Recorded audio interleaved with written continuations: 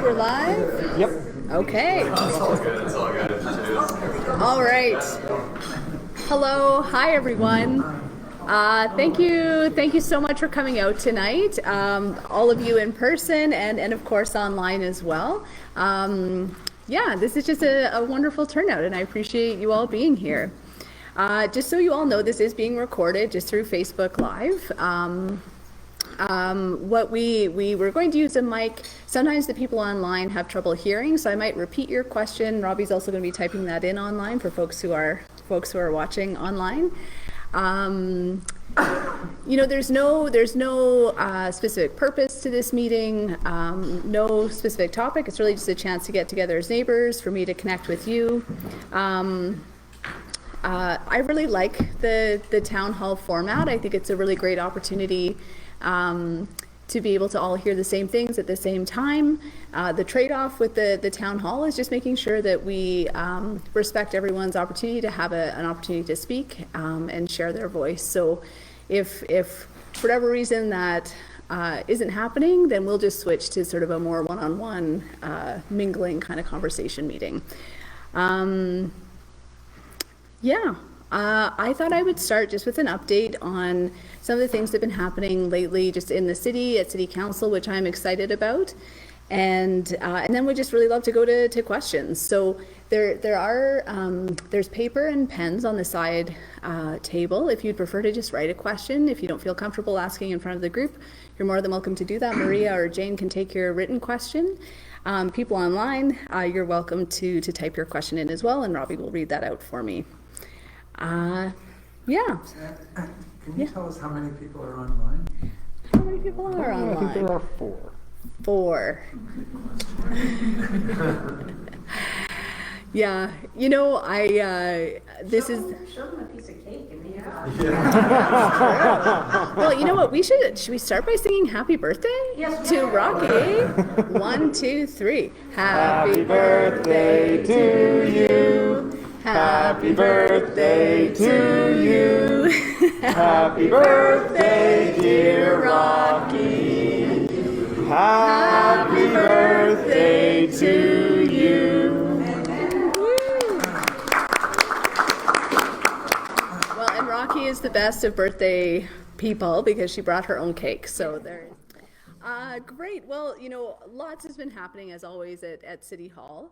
But some things I'm really excited about. So our Rapid Housing Initiative. So that is a partnership with the federal government. The last round of Rapid Housing Initiative, we were able to build out close to 500 units of permanent supportive housing. I've had a chance to tour the ones that were built in Westmount. There's also one in Inglewood. They're absolutely beautiful buildings, and people are starting to move into them. Talking to some of the residents, they're just so excited about that. You know, these are the pieces that really help resolve the challenges and issues that we see. So I'm really excited to see that moving forward. But more recently, we just approved the city moving forward with 3 city-led projects and 5 partner-led projects. So it'll be so it's at 8 other projects that will have 351 new units. So those applications are in now with the federal government, and we're keeping our fingers crossed for that. But some exciting work that's happening on that end. You know, another recent change, which I'm really excited about, is we've increased the fines for noisy vehicles. So I know that's a huge issue down here. So there's now a $1,000 fine that can be handed out for the first infraction, and then a $2,000 fine for subsequent ones as well. I'm hopeful that will make a difference. I hope that's the right step. At budget time in December, I had also put forward a budget package to increase enforcement, to increase the number of peace officers who are actually out enforcing traffic infractions, which unfortunately didn't pass. So again, I think it'll be great to see what impact the higher fine has, but I think that we also need to be alive that more enforcement might ultimately be needed as well. So something that I'm keeping a close eye on. I live by the high level bridge, so it is, yeah, I know what an issue it can be. Some of you may have heard about our Alcohol in Parks pilot that sort of started in 2021. It ran again this past summer. Yeah, it was really great. A few months ago, last year, we had looked at the results of that pilot project, and there were some concerns raised just in terms of if it was equitable, if different segments of the population were being negatively impacted by that. So city staff went away and did a really, really comprehensive survey with a range of Edmontonians. And just sort of, there were variations sort of within different demographics, but across the board, the majority of folks, access on it, were supportive of it continuing. So there's still many parks where there is no alcohol consumption permitted, but there are a few opportunities. We just had a bit of a Coke spill for those that are wondering what's happening. Yeah, I think again, in Ward O'Dayman, it's really salient. 70% of residents live in apartments or condo buildings, so we don't always have backyards where we can entertain people. So I think this is a good balance, and just allows something that is likely probably happening anyways to just happen in a more structured and responsible way. The last update I'll share is boulevard gardening. So actually, when I was door knocking around Riverdale during the election, there are so many very cool boulevards that have been repurposed. So I think there's like a Pollinators Boulevard, just some really beautiful streetscape. So we've expanded that. Last summer was the first time it ran, where anyone was able to do a very, very simple online application to be able to garden or improve the boulevard space. The improvement I'm really looking for as it carries on this year is that right now, or during the first summer, if you lived in an apartment or a condo, your building manager or your condo board had to apply on your behalf. And for anyone who lives in an apartment or condo board, there's often a lot of other things that need to be dealt with, so it was creating a bit of a barrier. So I've asked staff if they can open that up, just so that more folks living in multi-family, because and we're the ones that don't have backyards. So hopefully that we'll see more of that happening. But spread the word. It's a very easy form to fill out, and you can get gardening right away. So those were the big updates that I had. Oh, maybe I'd just circle back. So I was here in the hall not too long ago, just following the break-ins that were happening in the neighborhood. Just wanted to say how much I appreciated that meeting, just the neighbors coming together to talk about it, to share their experience. And also, I just think a really positive outcome in terms of the role that EPS played and the community played to resolve that issue. So I'm glad that got wrapped up. Yeah, that's it. So happy to go to questions now. Maybe just if you want to raise your hand and then just share your name, which neighborhood you're from, and then go ahead. We'll try to again, just to make sure everyone has time. A few, yeah. Is it a role for more, the news that you shared about housing was really encouraging, and I just wonder if there's a role for Riverdale to play in terms of supporting that work, like maybe at the federal level it sounds like there might be an opportunity, or what would be your thoughts on that? Yeah, you're right that it's all three orders of government really need to come into play. Something else I can share. Yeah, it's public. The land that's sort of right at the top of the hill here, I think it's technically in Boyle Street, but I always think of it as part of Riverdale. That's been made available for affordable housing. Riverdale has done a lot. I know there's the Right at Home land that was, again, because of the community, really advocating for that, advocating for affordable housing. But yeah, it's always helpful to reach out to MLAs, to ministers at the provincial and federal level. Federally, again, the Rapid Housing Initiative, it's a fairly consistent source of funding, which is really great. It allows us to plan and get projects lined up ahead of time. From the province, really looking for those operating dollars, that's a key gap right now. We're able to build these facilities, but just need the money to ensure that they have the right staff, the right supports in place. So any advocacy you can do with ministers is always really helpful. Do you know actually more about these three properties you just mentioned? It's for low income, but I haven't heard anything for a long time now. Yeah. What's going to happen there, or if there's any proposals? Or? Yeah. So I used to work with the Right at Home Housing Society, who were the ones that were given the land. This is on 90, I want to say 6th, but I don't think that, is it 92nd? Yeah.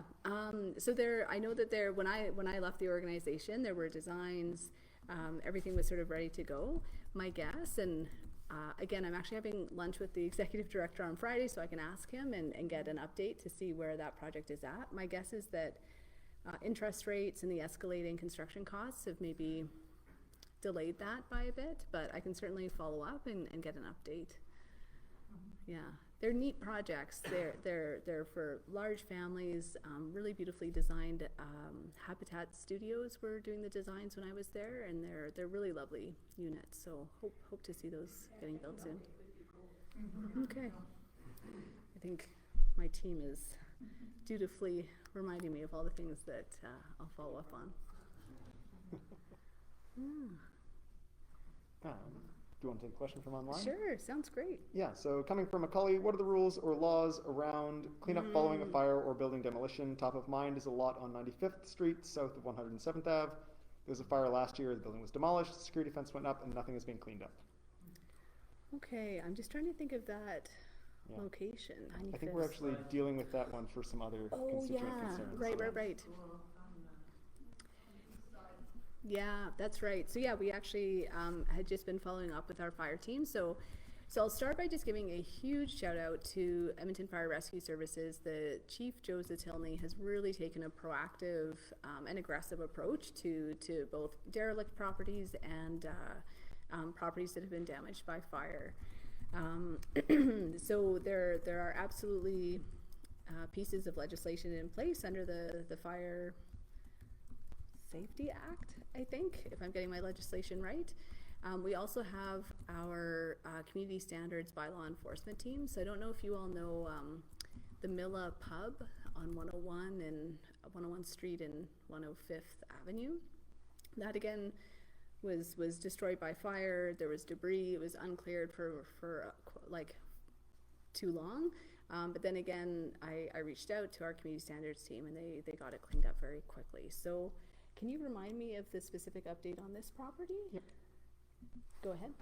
Oh, Can you sorry. remind me? Or we can follow No, up. I have it somewhere in the inbox. Okay, somewhere I in think the- mostly it's in a bit of a legal limbo. They're just,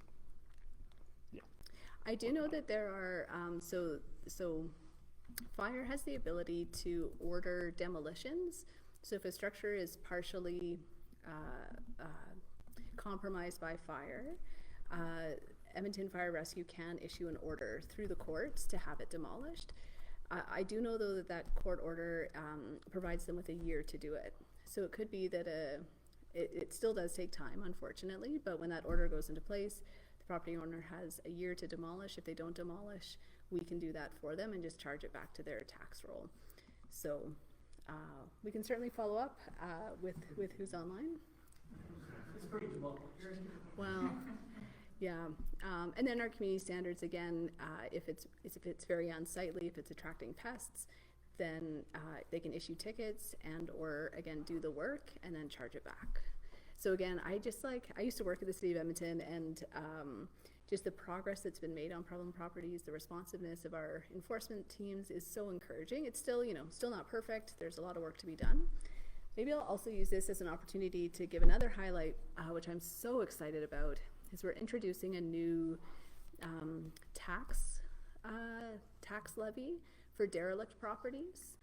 So if you have a property that is boarded up, partially demolished, or sort of abandoned construction, like you started building and then you walked away, or you demolished and left a whole bunch of rubble around, you'll now be subject to 3 times the residential tax rate.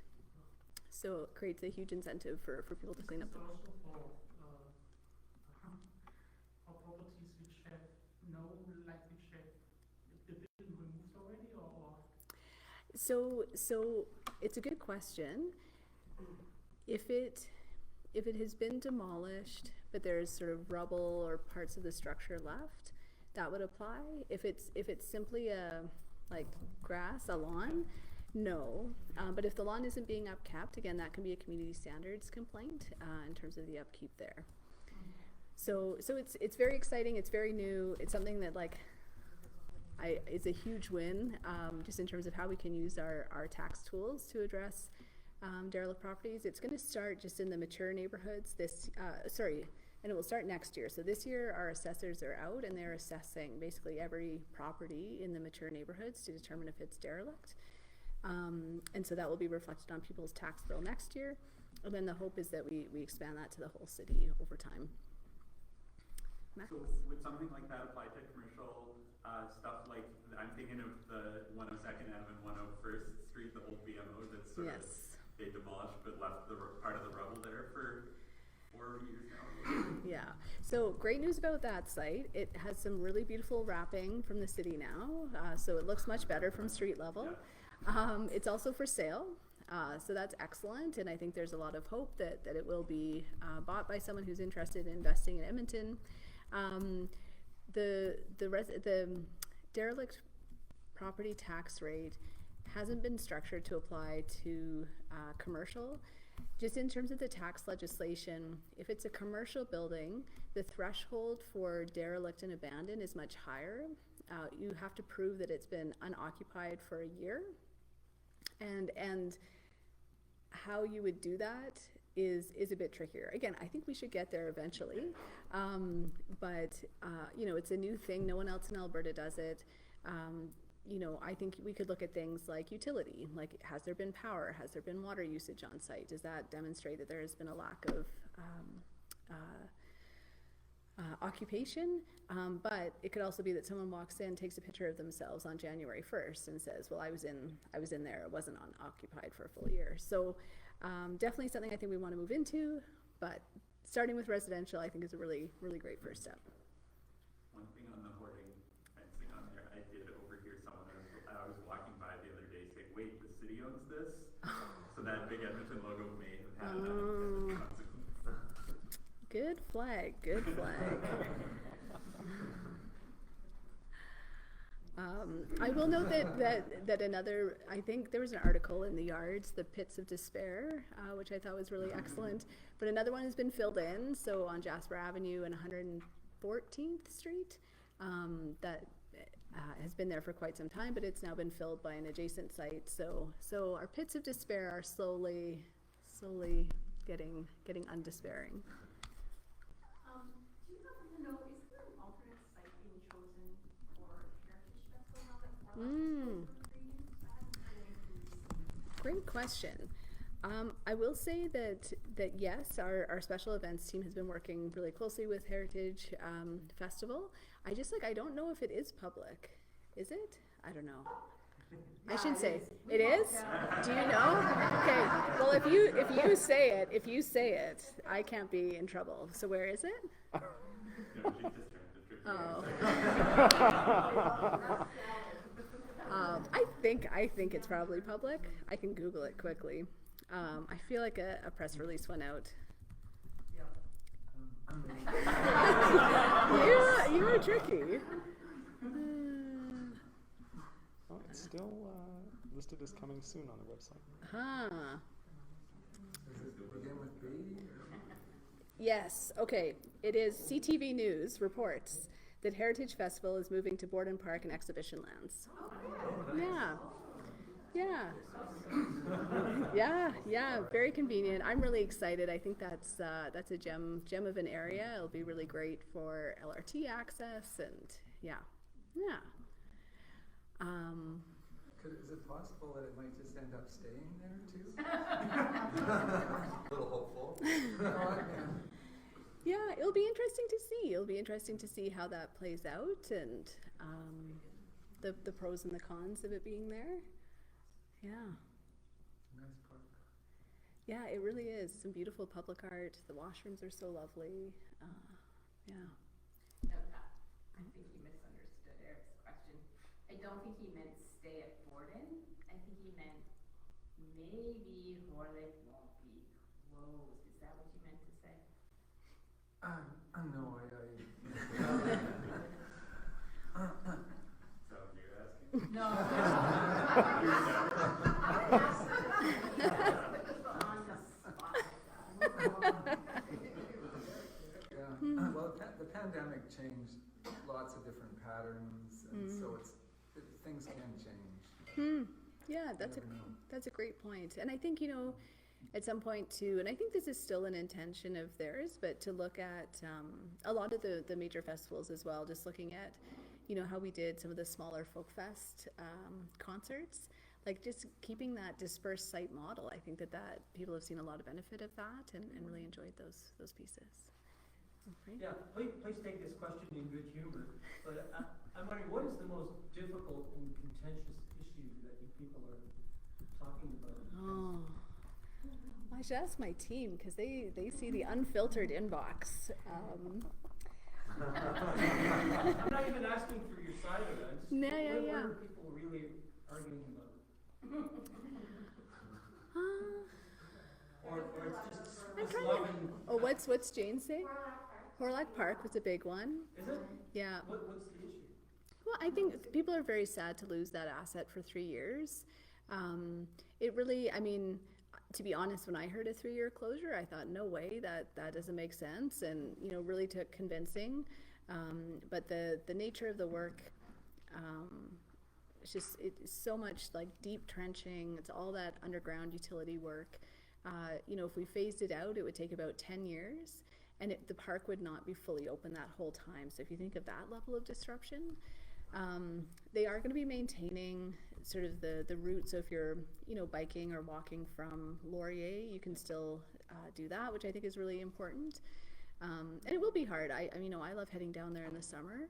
But again, we have other parks that are underexplored, very close by and further afield. So I hope that's an opportunity for people. Horlock's a big issue. Horlock's a big issue. I'm trying to think, Victoria Promenade was something that came through quite a bit, just in terms of people's concern with the split bike lane, and so there was a loss of parking. So, you know, again, really valid concerns, and I think it was a good example of why pilots are great, because you can kind of test things out, see what works, and learn from them, and make different choices for the permanent infrastructure. What else, Jane? Housing and homelessness. Yeah, absolutely. Those continue to be huge challenges for people who experience, you know, our downtown. The way I think about it, so our downtown is a place. It's the heart of our city, but the lifeblood is really people. And the pandemic meant we had no people downtown for such a long period of time. So that had its impacts. I definitely think we're seeing a rebound. I've definitely seen improvement over the past year and a half, but we're still not where we want to be as a downtown for sure. So continues to be a challenge. I know, housing and homelessness is impacting all neighborhoods. I know that encampments have been an issue for many neighbors here in Riverdale. We actually have a report coming in April around the encampment response, and you know, last year we really prioritized getting more resources, so enforcement, but also outreach resources. But what we really saw is there's just, you know, a level of diminishing returns after a while, that ultimately the only effective response to encampments is housing, and everything else is really just kind of shuffling people around. So I'm really excited. At budget time, we ended up not approving additional funding for additional enforcement, because again, we were just saying this is just, nobody is happy, right? We have poured millions more dollars into an encampment response, and it's still not working for anyone. So we really need to rethink the model. And so, you know, I was meeting regularly with the team, and I'm really excited for the report that they're bringing forward. I think it makes a ton of sense. Again, it's still a Band-Aid. What we need is housing, and we're going to continue on those efforts, but I hope it's a better outcome for people living in encampments, but also neighbors and residents, neighbors and businesses around as well. I just have one comment and one question. I was really pleased to see that Boyle Street is going ahead, and that the appeal that froze the development has been removed. I don't know if anybody's heard, but I was just very curious when I heard Mr. Tanti on the news say something about a kitchen wasn't approved or a kitchen would not be part of Boyle Street. I can't imagine that because it's such a big part of the, can you answer that? Whether that was true, that the development appeal involved them backing down from having a kitchen? Yeah, that's my understanding, and it's probably not my place to speak in too much detail about that. But my understanding is that you know, the original development permit was approved, it was appealed, and there were decisions given for the appeal. And then Boyle Street revised their designs to sort of address the points that led to the appeal being upheld. Yeah, but. And then I just have a question. I had written in your office about the overdose response team in the library and their funding. I talked to one of the workers who's an RN and a nurse practitioner, I believe, and a person with lived experience right in the library doing great work, partnering with Boyle Street. But they didn't know as of yesterday whether they're funding, because I think their last day on the job is Friday. Do you have any update? It was the Vibrancy Fund. Yeah. So thanks to you, I did reach out to the fellow who runs our Vibrancy Fund, and also we have a fund, the Community Safety and Wellbeing Fund. So I put that question to them, and they said they're really well aware of that timeline, and they're looking at options to ensure that it will continue. So yeah. Just so you know, the opioid response team right in the library, they do the work right there, and they have regular checks of the washrooms, and they provide, you know, harm reduction supplies, but also information, and really good work. So I hope they get their funding. Yes, yeah. I hope so too. I think the main thing that might change is the funding source. So I think Downtown Vibrancy last year was really around, you know, addressing some of the really immediate needs in the downtown. Moving forward, they're kind of looking to invest that funds in more permanent, long-term strategies. So again, I think the response, the drug poisoning response is still needed, but for me, it's a better fit with the Community Safety and Wellbeing funds. So yeah, you know, it's interesting, the Downtown Business Association and also City Centre Mall have had drug poisoning response teams, and just looking at their stats, City Centre Mall, yeah, they've partnered with Boyle Street, and I mean, looking at the numbers is really heartbreaking, and they're dealing with so many folks who are facing that medical need. It's been great seeing our community step up to do that, and I'm glad the city's been able to support some of that, but also hopeful that we're seeing some of those longer term solutions that provide folks with the full supports that they need. Ashley, maybe another question from online, just for a second. Thank you. What about sort of a longer one, but just to summarize, talking about sort of LRT and transit safety and steps that the city is taking to address the sort of like things that are happening on transit? Yeah, great question. Yeah. Transit safety. You know, absolutely. You know, something I witness on a daily basis when I'm taking the LRT to work at City Hall.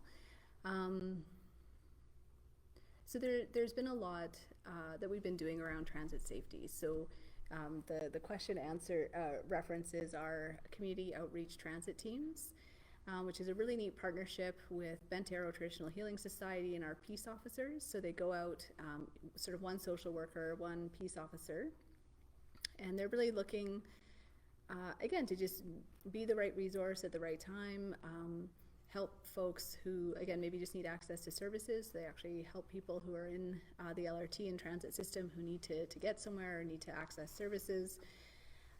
That's been really successful, and we've only had 2 teams running for the past year, so we're expanding that to 7 teams. We had an update from Bent Arrow just last week, or maybe the week before, so they've already hired 5 out of the 7. So I'm really, really excited to see that happen. Again, it's really about addressing the complexity of needs. We've also hired a director of transit safety. So this is a fellow, Dwayne Hunter, who's on secondment from Edmonton Police Service. He's been taking a really proactive approach. So I really know. So I'll maybe share. So I want to start by saying that, again, I take transit on a very frequent basis, and the vast majority of my trips are excellent and boring and just lovely and very fast and reliable. But the other morning, I walked on to a train, and there was someone who was sort of sleeping under the seats on the train, and there was a woman sitting there smoking, which is not what you want to see on your train. That didn't feel great. That was a bit uncomfortable. But what was so impressive is that within 2 stops, there were peace officers who boarded the train, very compassionately and effectively, helped those 2 individuals exit.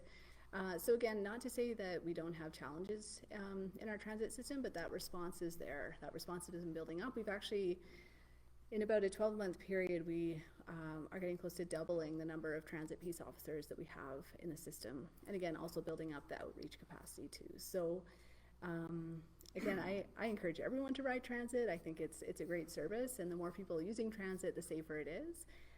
But certainly top of mind and something that the city is working to respond to. Again, though, housing and addiction and mental health supports are also fundamentally needed for us to address that. Oh, I'll go here first. Yeah. Any speculation on when the valley lines are open? Yeah, give us your date prediction. I think, yeah, it could be like a baby pool, right? Where you guess the date. What I will share an observation that is a public thing that everyone may have noticed is that the trains are running much more frequently. So that shows that they're in a later stage of testing. So that is an encouraging sign, I guess, is all I can say. But I'm so excited. Like, I think it's secret, but no, yeah. What we're seeing is encouraging. I think that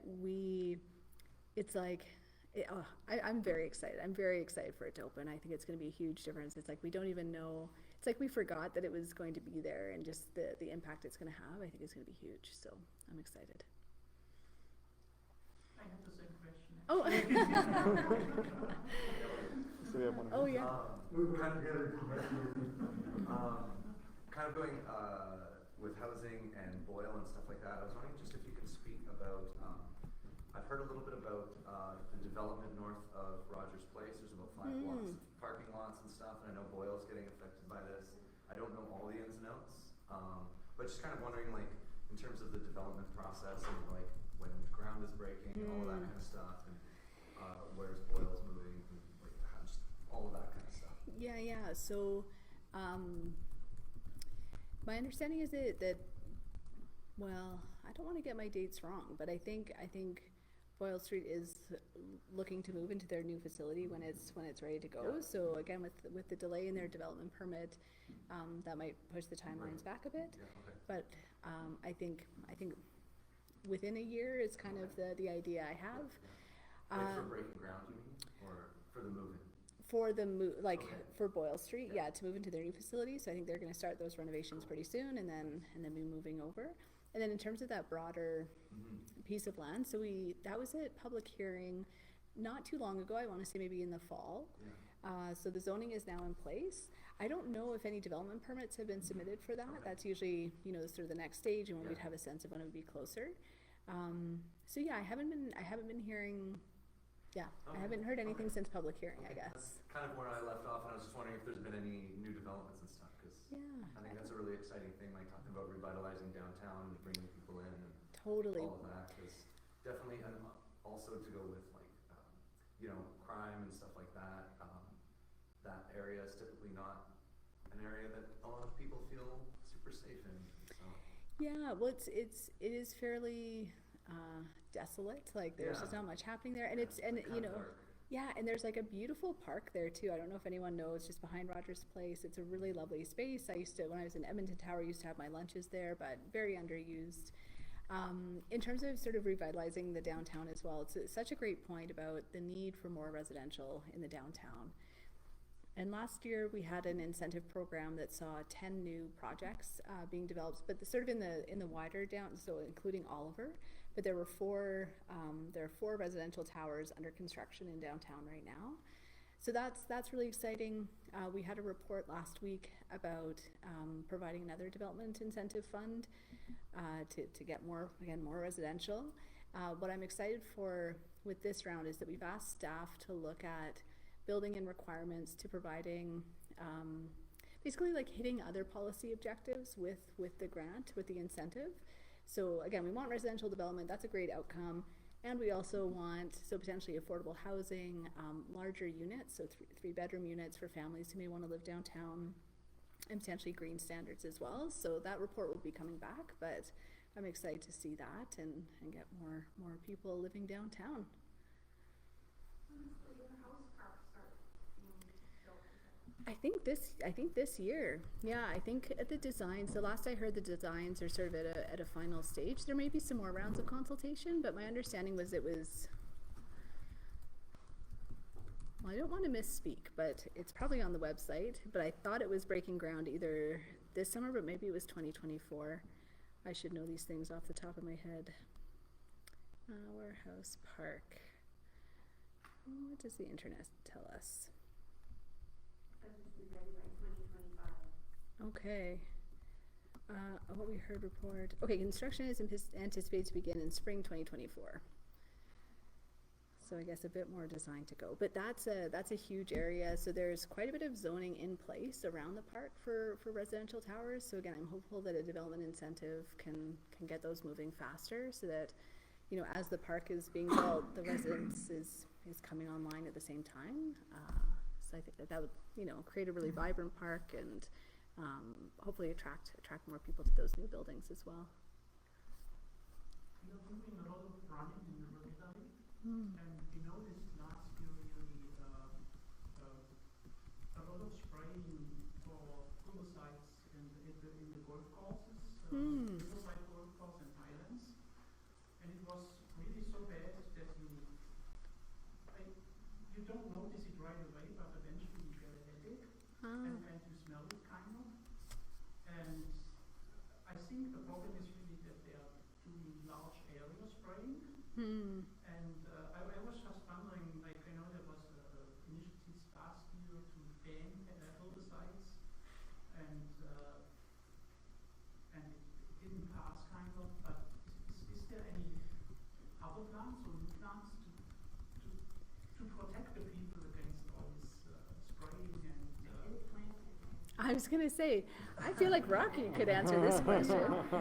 even ask them to put signs up that you at least know. I mean, it is annoying that you can't go there then, but at least you know that that you stay away from there. And I think seeing the signs, it would also make the public more aware of it and about the problem, right? So, and like, you really got headaches. And it's just sometimes standing in the air. Yeah. And some people may not even notice. I mean, I wonder that people actually be golfing there, like, I think. Yeah. But, yeah, could there be signs placed to Yeah. So my understanding, and again, we have an expert in the room, but the city does have an integrated pest management program that has looked to decrease the city's use of pesticides and herbicides over time. Rocky will disagree. And I am very happy for you to jump in. I'll just add, so my understanding is that there is meant to be signage. I remember I was down at my sister's place. She lives in Terwilliger, and we went for a walk around the storm pond, and there were signs that said, you know, this herbicide had been sprayed on this day. So I'm not sure why that wasn't the case. So maybe that's just something we can flag in terms of the golf courses in particular, if they have to have signage up. You're right, we had talked about a banning of cosmetic herbicides on private property, which didn't move forward. I think, you know, my take on that, I think what created a challenge is that over the last 2 years during the pandemic, there were a lot of cost-saving measures for maintenance. So a lot of, you know, weed control and just general park maintenance was scaled back, and so that led to a proliferation of weeds, which I think some people have associated with the decreased use of herbicides. And so when we started to have that conversation, people were saying, but there's weeds everywhere, they look so ugly.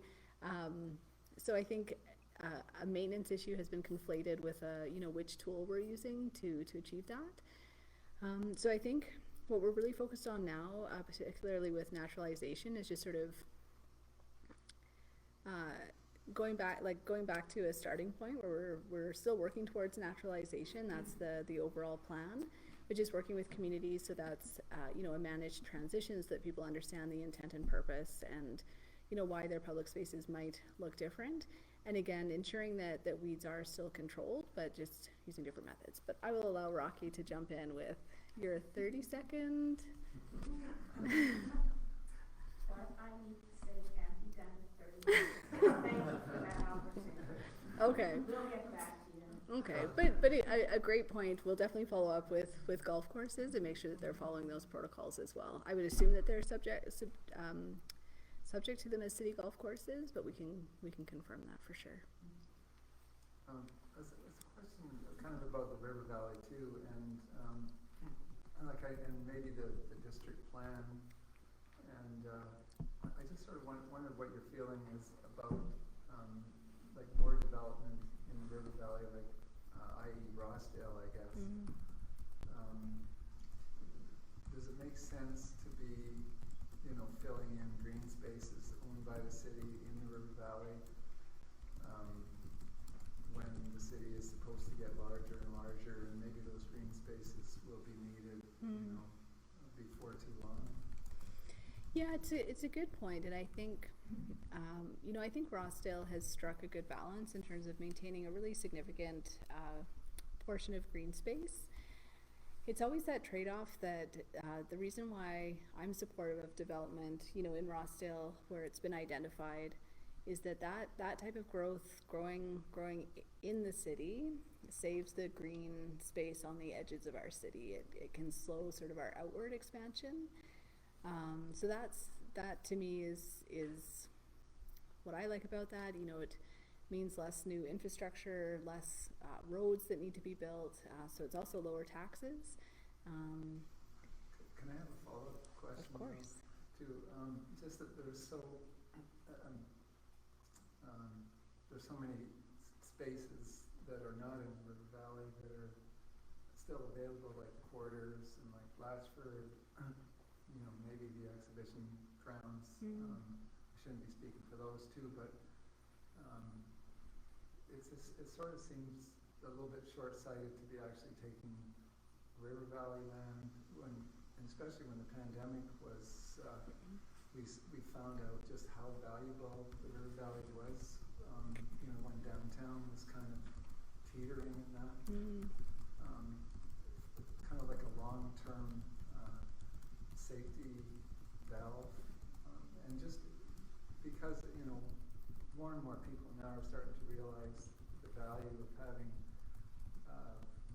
like a good solid wildlife corridor that kind of runs through the city. So those kinds of things, what do you have any sense of the future that, because I think in the past lots of people have said developing the River Valley could be a little bit short-sighted. It's something that is always going to be valuable and more valuable in the future. Yeah, I think that picks up on some of the tensions that exist with city building, and striking that balance of ensuring adequate green space, because you're right, it's great for not only recreation but biodiversity, climate resilience. So I know a lot of work is happening through the Ribbon of Green right now, and it's really looking at those wildlife corridors and ensuring that those are protected. Again, where I struggle with some of the land in Rossdale is that developing it also helps us achieve a lot of climate change goals in terms of more walkable communities, better access to transit. Again, less development on the outskirts, which leads to loss of natural land out there, and agricultural land. So I think those are the tensions and the balance. And again, I think the work that's happening through Ribbon of Green is really striking the right one, but a valid consideration. And again, there really is considerable green space that is maintained and enhanced as part of the Rossdale plans. But yeah. Are there any more online before I forget? No? Okay. Just on a follow-up to that, something that I find really interesting about that side of things, and Eric and I were both involved in the community committee stuff for the Rossdale redevelopment stuff, and I think came down a little bit different. I'm more towards the, development on the north side of that, where it's sort of gravel parking lots and everything. But I guess my question is, how does the city learn? Like, I think there's a really valuable city building lesson down there. The hill on the south side of the Walterdale, I think, is one of the best public spaces in the city, and that's just a hill that got grass on it, and even then, not all the way up to the top.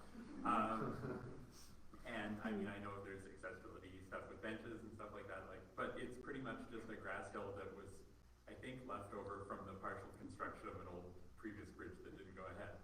So, how do we take those things versus projects like Touch the Water that, to me, again, as someone who's pretty supportive of development in Rossdale, thinks is a bit much and takes away a bit about what we like about the river nature.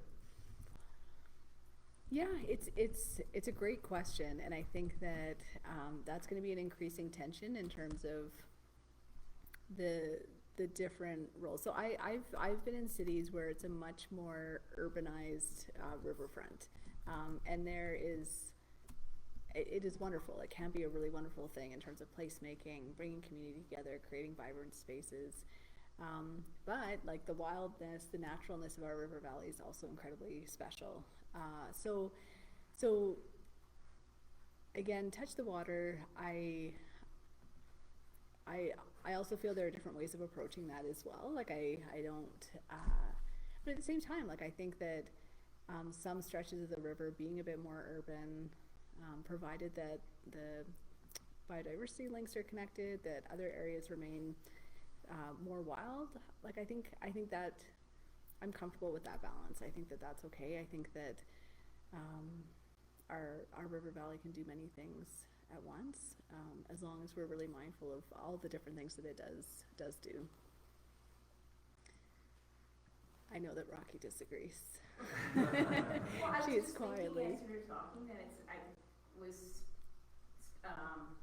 one of the deputy city managers is, given that COP15 has just happened and that it endorses the value of nature-based solutions and working with nature to achieve our climate adaptation, mitigation goals, and given Pathway 4 of the city's energy transition strategy, one of the deputy city managers was committing to reaching out to an expert on that and getting more education for the city in terms of nature-based solutions and the value,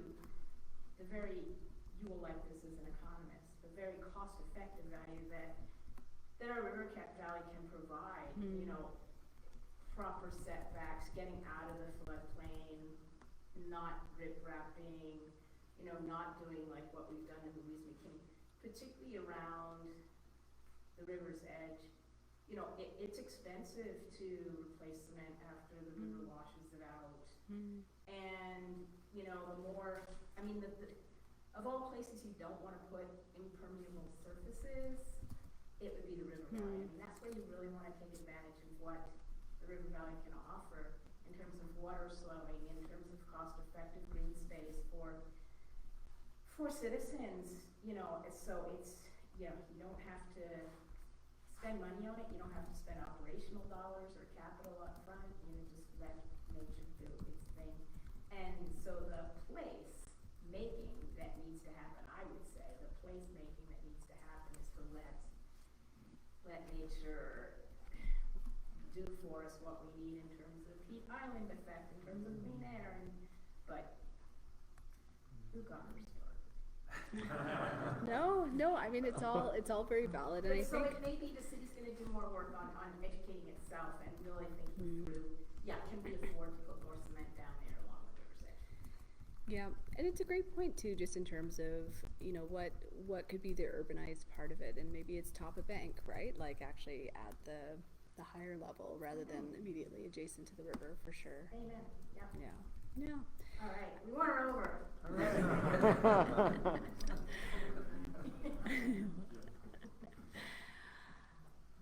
Well, I'm noticing the time has flown. This has been so delightful. It's 8:30.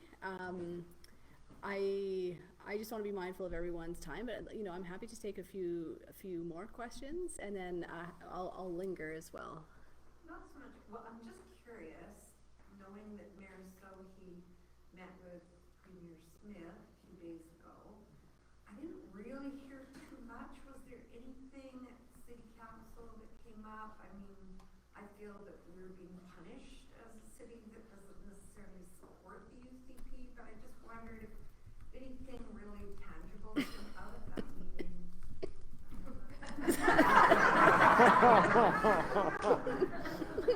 Just wondering, serious. And municipalities associations are like, where's our power here? That I really do have a cough. That was not cough drop. Yeah, you know, I don't know that any specific commitments were made there. I think, you know, I share what I'm hearing. Your perspective is that maybe we're not seeing the level of urgency in terms of, I feel a lot of urgency around the issues we see in the downtown and in our ward, and not necessarily feeling that that we're seeing that response at the provincial level in terms of some of the funding announcements.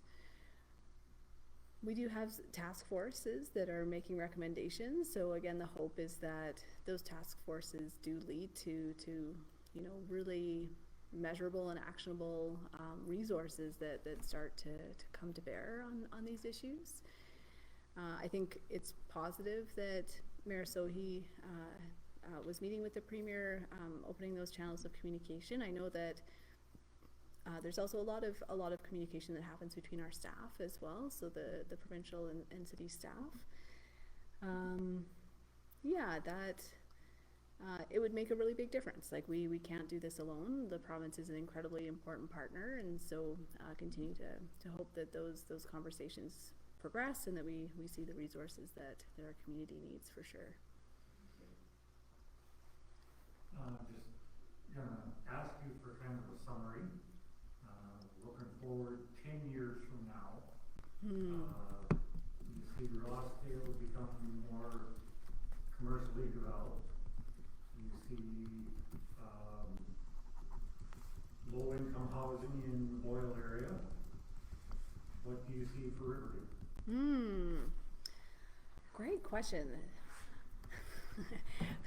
The thought that immediately comes to mind is like, Riverdale is perfect. Like it is such an exciting community in terms of, honestly, like you have one of the best housing mixes, I think, in terms of having row housing, single detached, semi-detached, condos, affordable housing. You're also just like a very, yeah, I'm trying to think of some of the bigger issues that have come up. But what would I see for Riverdale? I mean, I think that yeah, you know, again, like city plan really does see a continued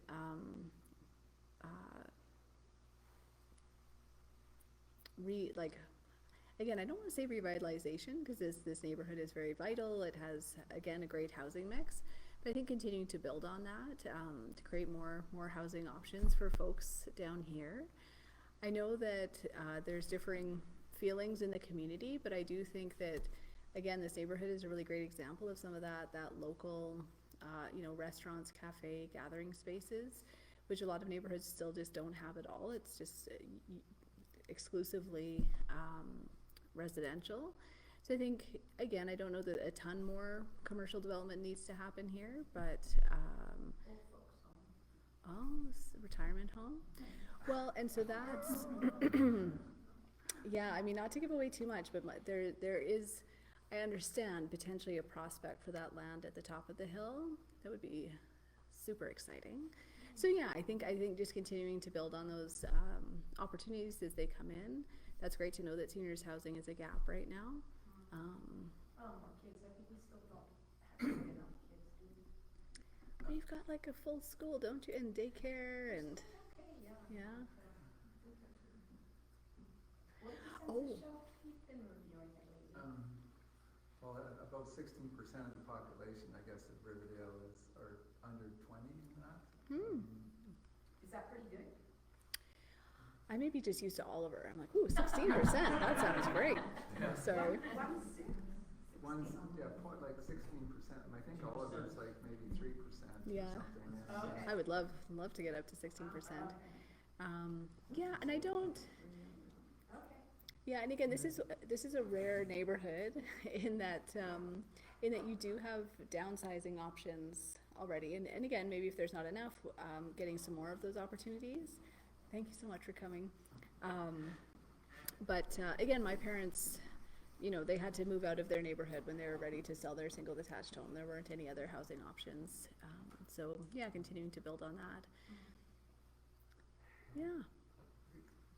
Okay, maybe last one and then we will shift. Yeah, no, thanks so much for coming. I was just a shout out, I just wanted to shout out to the city, Winter Cities team, who did a really great job doing lots of events and doing great things to enhance the city. And, you know, coupled with the fact that, you know, because I tried to go out a lot in the winter, the conditions were optimal, I thought we had great weather.